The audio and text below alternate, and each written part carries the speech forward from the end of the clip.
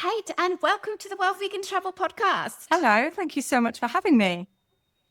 I am really excited to have you on to talk about your project that you have, the business that you have, what you do, and also a little bit about where this amazing business is located. It's in a beautiful part of the world. To get us started, Kate, can you tell us a little bit about what Haye Cornwall is and how you came to create this very special place? Absolutely. So we're a small animal sanctuary, obviously based in Cornwall, given the name. And when we set up, we were very clear that we weren't going to be one of these massive sanctuaries that took on loads of animals and got enormously overwhelmed. We want to be responsible in what we're doing. So that means we have to be financially, emotionally, and physically capable of taking care of every animal that we have. From a financial perspective, it needs to be self-sustaining. We both still have day jobs, but we can't have all that money going towards the animals. So we have a small holiday cottage that we rent out, and people can have private, unique holidays in the cottage. It sleeps 6. And we like that to have an atmosphere of people coming to stay with their favourite aunt and uncle in the country and having a chance to hang out with the animals and have adventures on the land. In the off-season, we do wellness retreats. So we do a variety. We've got one in September that's a wild swimming and walking one, which we're really excited about. And then we have other retreats that are based on yoga and meditation and cacao ceremonies and setting intentions and things like that. So that's what we do.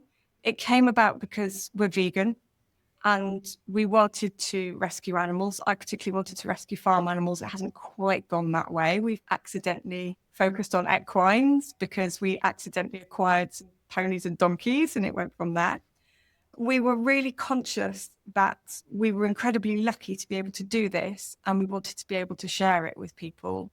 Equally, it needed to be financially self-sustaining, so it seemed obvious that to have the cottage was the way forward. Can you explain to our listeners where Cornwall is and what the countryside around you is? Because I imagine that if you have horses and donkeys, you must have quite a large amount of land. I guess it would be ideal to have a lot of land if you had cows and pigs, etc. But horses, I believe, if I understand well, they need a lot of land. They do need a fair bit of land. So we've got 25 acres. Oh. Yeah, it's quite a lot. But we have about 5 acres that we keep the donkeys and ponies and pig and chickens on. We keep the donkeys and ponies on a track system. So with all the animals, as much as possible, we try and mimic their natural habitat. Now, obviously in the wild, ponies and donkeys wouldn't live on a track, but they would walk a long way. I think it's about 20 miles a day in order to get food.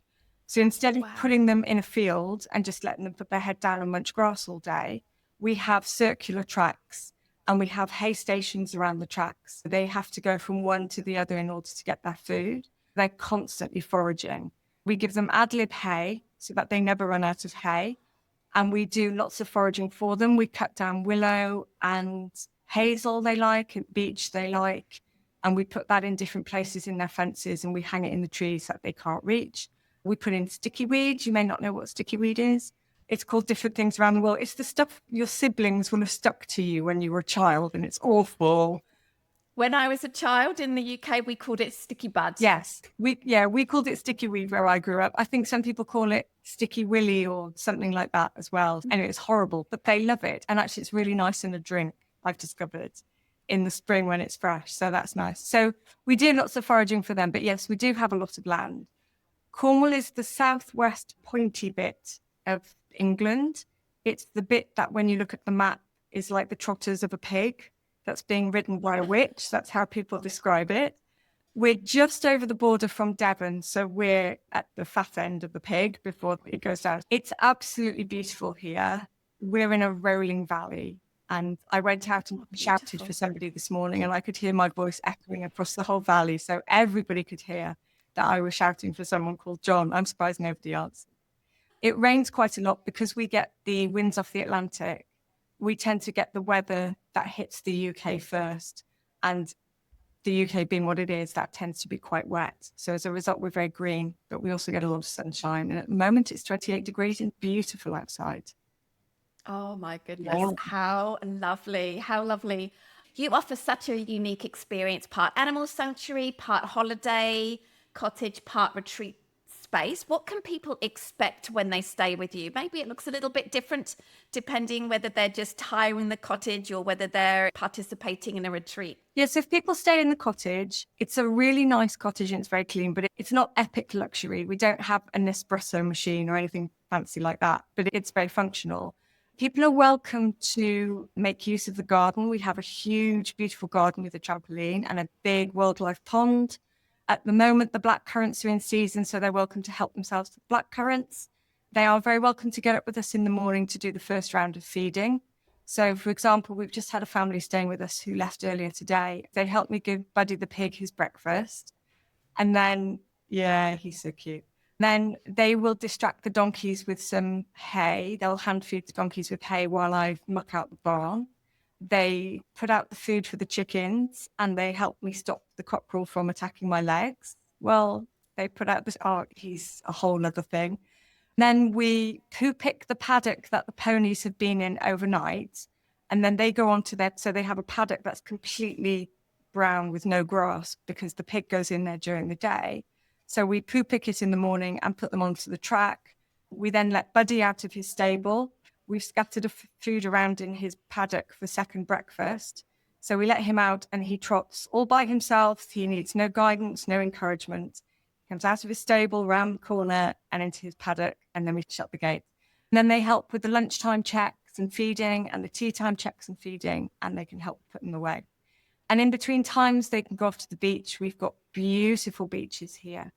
And because we're south coast of Cornwall, not north coast, our sea tends to be a lot calmer.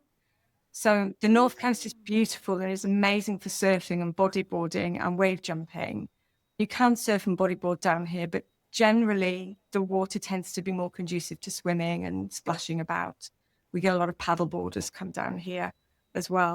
And there's so many things to see around here. We're near a place called Goliath Falls, which is a waterfalls, but it's not like Victoria Falls, like a big crashing falls. It's a series of small falls, the Foy River, and you can paddle. And it's in an area of rainforest, natural rainforest. Wow. Yeah. Rainforest in the UK. We've got quite a few, actually. And the one in Goliath Falls, it's always beautiful and cool in there because the waterfall creates the moisture in the air. And all the trees are covered in green lichen and moss. It's magical now. Oh, Absolutely. wow. Yeah. And it's quite a, spiritual is probably the wrong word, let's say Celtic area of Cornwall. There's lots of stone circles that nobody knows why they're there. There's lots of legends, but nobody really knows. There's lots of Neolithic settlements. Bodmin Moor is absolutely stunning. And even on a hot day, there's a beautiful breeze up there and you can see for miles and miles. So if people come for a holiday, they've got plenty to do on top of just hanging out with the rescue animals. And if people come for a wellness retreat, it's very structured. We've done quite a few now over the last 2 years. People will turn up on the Friday and they meet the animals. And then on the Saturday, we alternate between doing a wellness activity like yoga or cal or meditation or some sort of relaxation. In between that, they'll get a guided tour of the 25 acres where they'll see some of the land regeneration projects we're doing, like hedge laying. We do dead hedging. We planted 91 trees last year, which sounds like a lot, but actually we knocked it out in a day. So we were a bit like, oh, we should have got more. Then in between that, I split them into very small groups and we go in, we do very close-up stuff with the animals. We show them how we look after the animals using positive reinforcement training, which is clicker training for your dog. It's exactly the same thing, but I don't click. I don't use a clicker. I can't handle the animal, the clicker, the treats, the guests, everything. So I just make a noise instead. We use that for cooperative care with the animals. So we don't have to tie them up to do things. They're all very willing to give us their hooves so we can clean them out. We move Buddy the pig around by making it fun for him to move rather than we're forcing him in different directions. We lure him, it's much easier. Even the chickens are whistle trained. If I whistle, the chickens will come running from all directions of the farm. My goodness. You touched on so many things there. Yeah, it's a lot. I'm so curious. Could you talk more about the regeneration and rewilding projects that you're doing there? I'm not an expert, but the small amount that I've read, it feels like if we can just be rewilding more of our countrysides, especially in places like the UK and Europe where there is not a lot of wilderness or natural places left, it could really solve a lot of the world's problems. So I'm curious, do you agree with that? And if you do, what is it that you're doing and what are some of the benefits that you're seeing from your efforts? Yeah. So I think it's a really good point that you make. People are tending not to call it rewilding anymore. They tend to Oh, call it land regeneration. The okay. problem with rewilding is you're not really putting it back into a completely wild state. The problem in this country in particular is that we've lost so much of the animals that would manage the land that you can't go, okay, here's 20 acres. We're just not going to do anything with it anymore because it will literally just turn to nettles and brambles and docks, Yeah. which have their place. And there's nothing wrong with nettles and brambles and docks, but you don't really want massive fields, open fields full of them because that's not encouraging diversity. So what you need to do is there's a book called Rewilding by Isabella Tree, which you've probably read or heard of. And she works on Knapp, which is an old dairy farm. And they started the rewilding movement. But I think even she calls it regeneration now. One of the things that they talk about is if you don't have a beaver to do the work that a beaver would do, you have to be the beaver. So we have to be the beaver. Where you get a hedge that gets out of control, you have to do what the animals would do, as in they would nibble it down. Well, we can't nibble it down, can we? So we have to cut it and relay it. And although hedges aren't necessarily a natural part of the landscape, they're very important because they create wildlife corridors, for example. Take it back to that state. So we're trying to regenerate some of the hedges around the land. In terms of the fields, when we first moved down here, we were approached by a local cattle farmer who historically used to cut the grass, previous owner, and then would take it away to his farm. And he said, would you consider renting out the fields for me to put heifers on, which are young cows who have never been in car? And we said yes. In all honesty, we wish we hadn't because it's not part of our veganism anymore. We feel like we've evolved past that. But having said that, they are part of the land regeneration project. So they keep the grass down. They keep the oversown grass that farmers would have put into meadows years ago, like perennial rye, which is not a natural grass. It's incredibly hard wearing and it's incredibly sweet. It grows so quickly, it crowds out the wildflowers and the other natural grasses as well. So they keep all that grass low and that gives everything else a chance to come up. Yeah, Really? That's yeah. surprising. So sheep do something very similar, and sheep are actually much better at it than cows because they're not quite as destructive. Sheep are on my list for next year. So the cows keep the grass down, and then at the end of the summer, we overseed with wildflower mixes. The idea is grass goes down, wildflowers have a chance to come up over the winter. It's been really interesting. The problem is that we've had such mild winters the last few winters that it doesn't drop below 6 degrees here very much. And grass will keep growing over 6 degrees. So we still have an issue come the spring where the grass didn't really stop over the winter. It just kept growing. So we start the spring with a lot of grass, which then is a bit of a challenge for the wildflowers and the grasses to come through. So it's been really interesting. And you have to learn patience when you're working with nature. You can't rush it. And if it doesn't work one year, you have to wait a year before you can try it again. What we have found, though, is that it is working in parts of the land. So you can see where the clover is coming up a lot more than it used to. And really interestingly, when we first got the pig, we put him out in one of the meadows and he trashed a huge chunk of it. He turned over loads of it. But where he turned it over now this spring and summer, we've had much better results with the wildflowers than in previous years. So this winter, we're going to put the pig in. And hopefully he's going to contribute. He's going to earn his keep by turning the meadow over. And hopefully that will help with the regeneration. That is absolutely fascinating. Honestly, yeah, it's really interesting. And just another reminder that it's really hard to fix these problems. Yes. It's so hard. There's been thousands and thousands of years of animal grazing and agriculture, and recently mass agriculture and monoculture and these kinds of things. It's not really surprising. It's so difficult. Yeah. I admire your patience and commitment to do this kind of thing. It must feel like a real slog at times. I'm sure there's plenty of rewarding things, but knowing myself, if I was in your position, I'd probably be like, oh no, I've got to start from scratch again. But I guess that's probably why you're doing something like this and not me. I have to be honest, I very much felt that way with my veg garden. One of the things I really wanted to do down here was a permaculture veg garden.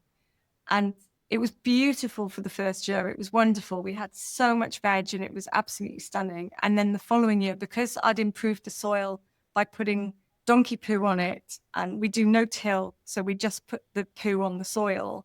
Well, it was great because then the worms came, but when you get worms, you then get moles. And when the moles came, they dug up all my veg beds and just scattered it all across the paddock. And I went, okay, I'll do it again. So I did the whole thing again, put it all back, got it all ready, and they did it again. And at that point, then that season, I had 250 seedlings in the greenhouse, desperate to go outside. I just put them outside and went, whatever happens. And the slugs ate every single seedling, everything, absolutely everything. And my heart was broken. And at that point, I thought, do you know what? I've got the cottage, I've got the animals. I don't have time for this nonsense. When I can go to Aldi and buy 2 kilos of carrots for 60p, why am I messing about with this? Until I can do this on proper scale, I've given up on veg growing. And now the pig is in that paddock and it's a disaster looking paddock. But I think it's much more productive than my efforts at permaculture vegetable growing. Permaculture is quite hard. From what I've heard, I've had a few guests on the podcast talking about permaculture, and there's a lot of learning curve, I believe. Yeah. So I'm not surprised about your lack of success, even after several attempts. It was the moles did me in. It was like, oh, no, I can't do this anymore now. We're done. They're so cute, but yes, they can be quite distracting. Can you describe a little bit more about the lovely little holiday cottage that you have? You mentioned that it's nothing fancy, but before having this call, I went on and had a look and I thought, this is a very lovely, comfortable little cottage. So I think you're maybe underselling it a little bit. Thank you. So the cottage was originally a wool, potato and apple store attached to the original farmhouse. This is the original front door of the farmhouse. And this room, I don't want to ruin the visual, but there is an amazing fireplace over there with huge bread ovens in it, because this was a big, substantial farm at one point. And the wool, potato and apple store was like a mini barn.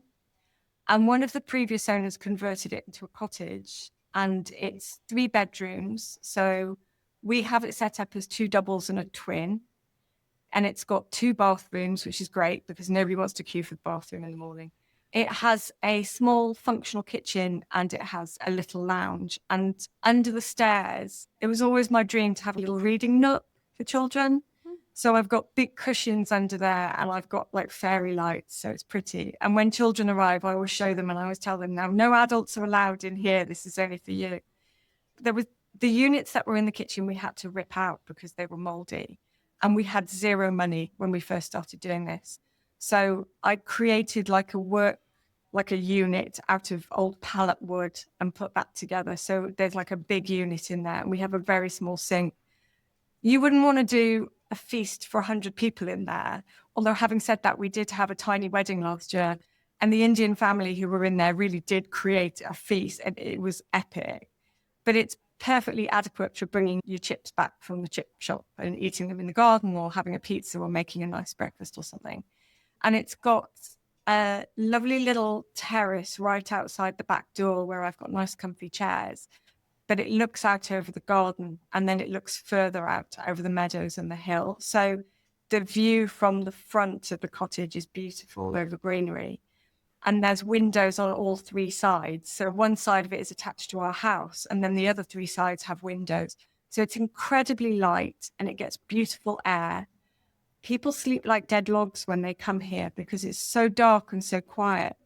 And we get people who come and they'll be like, I go for a run at 6 o'clock every morning. Where can I run? And I'm like, well, you can run up the hill, but you're probably going to have to wear wellies when you do it. And they're like, yeah, I'm going to go for a run. I'm going to go for a run. And then they appear at 9 o'clock in the morning and go, oh, I slept so well. It was lovely. And you're like, yeah, don't run while you're here. Just I love it. And I'm curious about when you have retreats, where do people stay? Do they just hire out a room in the cottage? Because I assume that they're people coming from different places rather than larger groups. Yes. So we have the 3 bedrooms in the cottage, and then we have 2 bedrooms in the house that are sort of separate from our living area. One of the rooms in the cottage is a twin.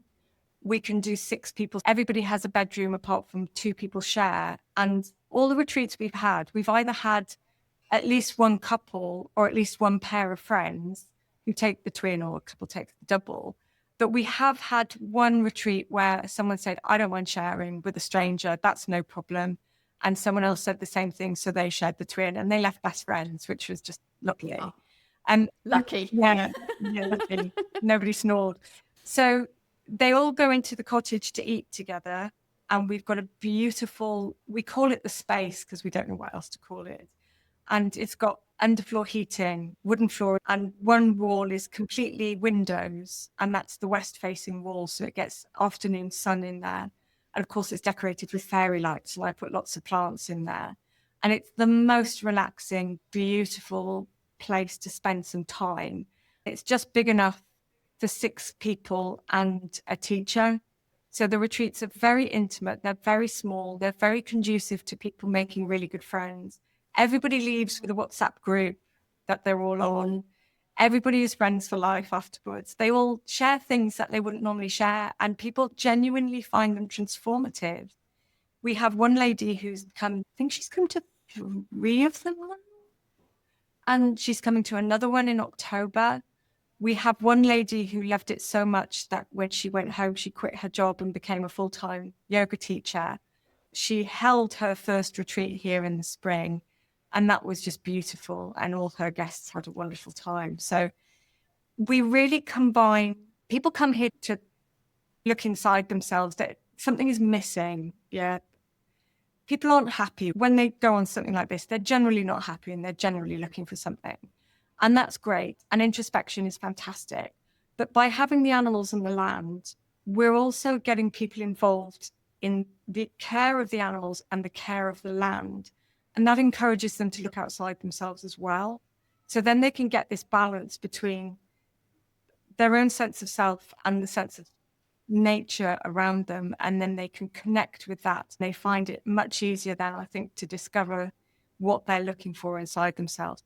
And for a lot of people, what they just want is a couple of days away from the city, away from the noise, away from the light pollution, away from the pollution. We came from North London. You never heard birdsong from our house because the traffic was too noisy. And then during lockdown, it was genuinely magical. And what I really wanted when we moved down here, and we've been planning this for years, was somewhere where I couldn't hear cars. And now the birdsong, quite frankly, is a bit deafening at times. But it's wonderful. And it's so quiet here. When the birds pass overhead, you can hear their wings beat. Wow. Yeah. Wow. You have just described that so beautifully. Thank you so much, Kate.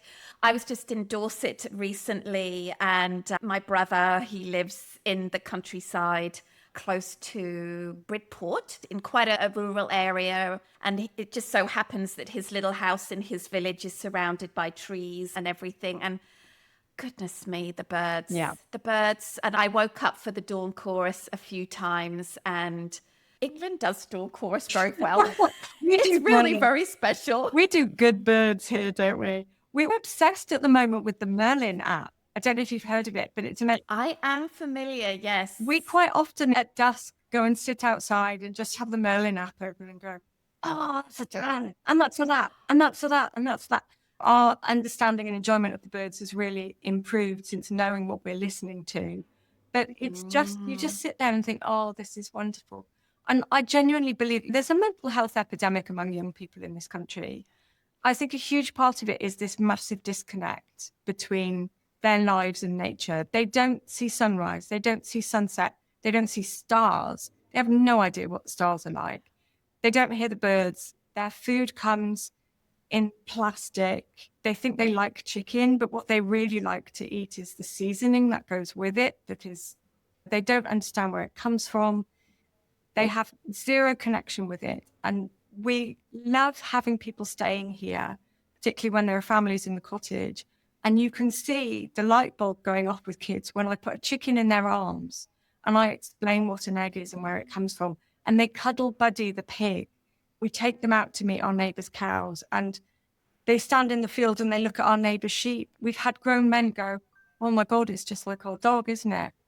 And their wives agree, yes. People can't do that unless they have access to animals and nature. And we love doing that. We love showing that to people. Yeah, I agree with you. When I compare my childhood that I had, where I was born and raised in a small village in Sussex in the south coast, which was quite a built up area, but we were just outside all of the time. And today I live in a beautiful part of the world in Canada, and we just don't really see kids running around, despite the fact that it's the perfect place. Yeah, no.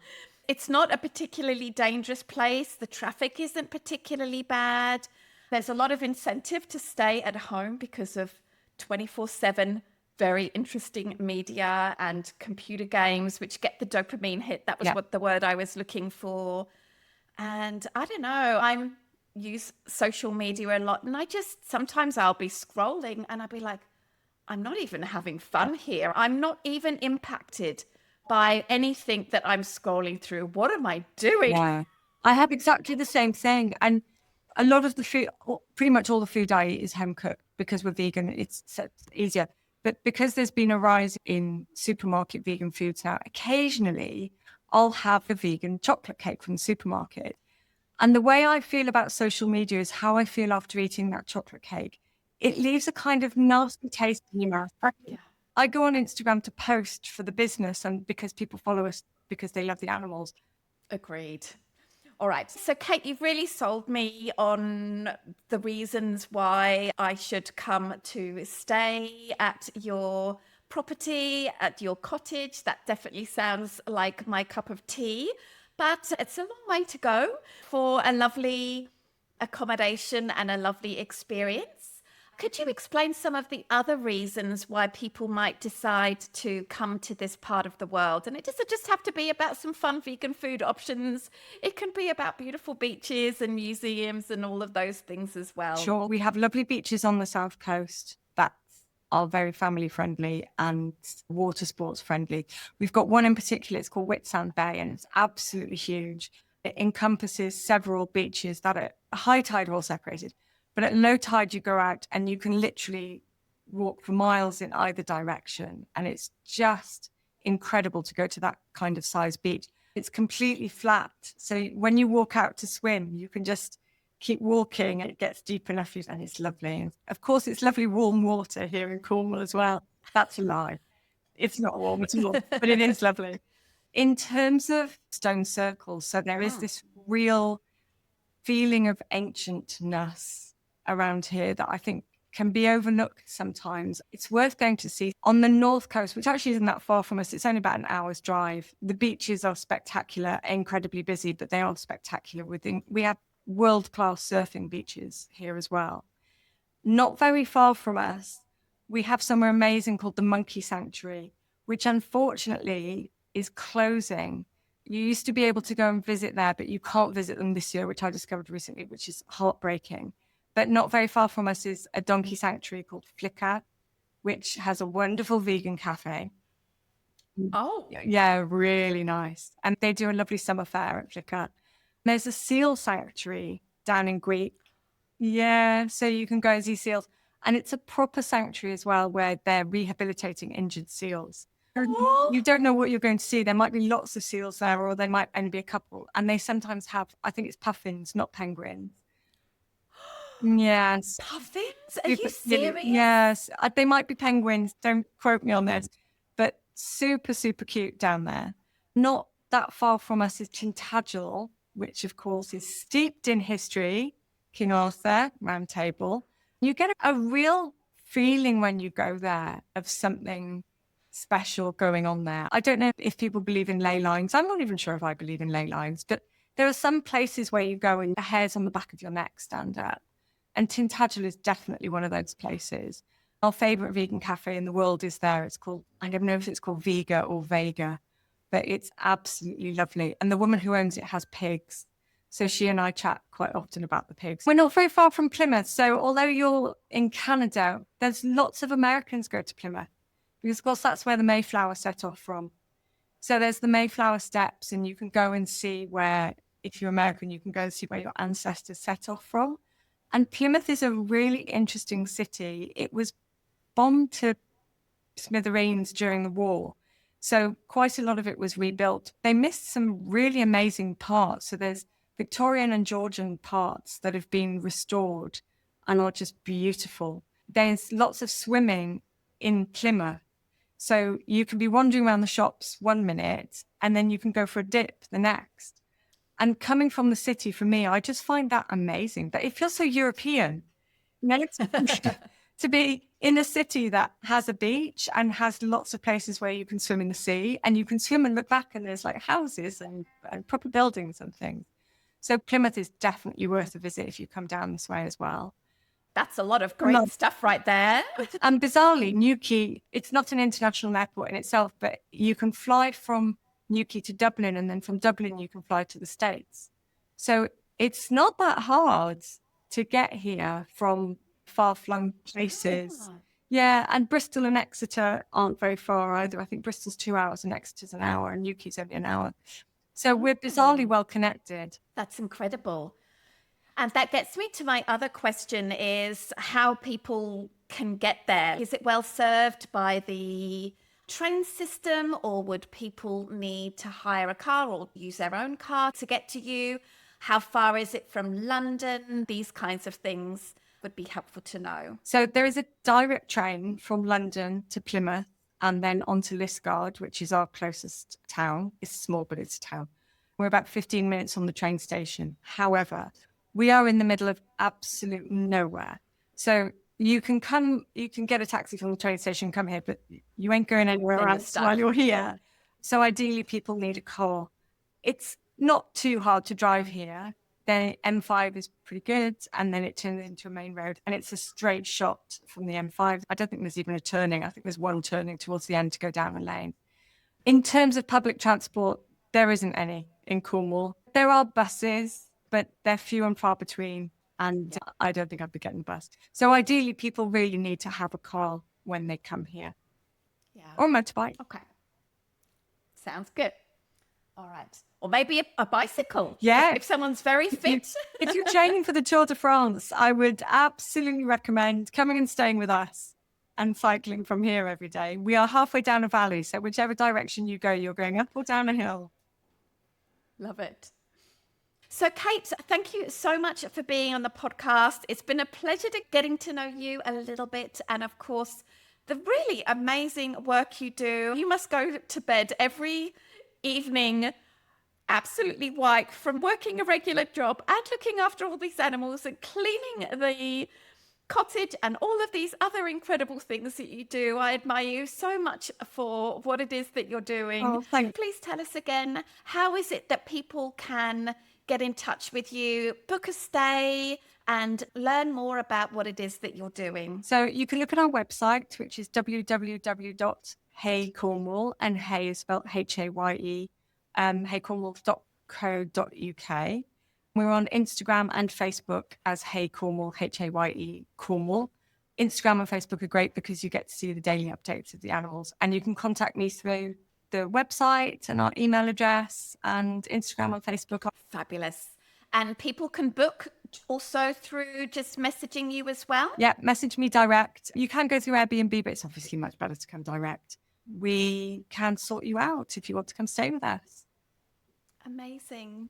When we were just recently in Dorset and Bristol, we really did put our next trip to the UK was going to have to be exploring Cornwall a little bit more. Okay. For some reason, Seb is really interested in Cornwall. So we are definitely going to be looking you up.